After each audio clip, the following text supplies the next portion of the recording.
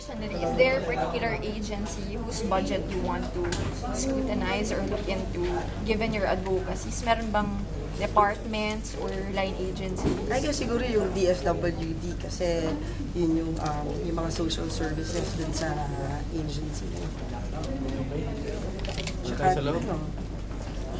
Ano? Yung CCT. kasama na siguro yung CCP. Tsaka yung DILG. Bakit? Bakit?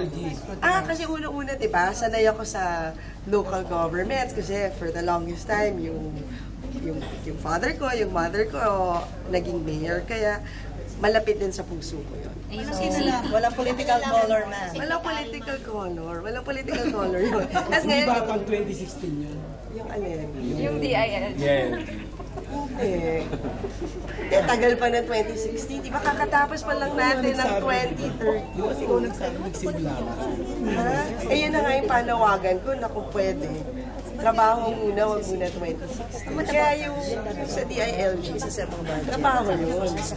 What about CCT? Hindi kayo masyadong believe how it's being Kasama implemented? din yun. Kasama kasi, di ba, we've been hearing reports na mukhang hindi siya nagiging effective.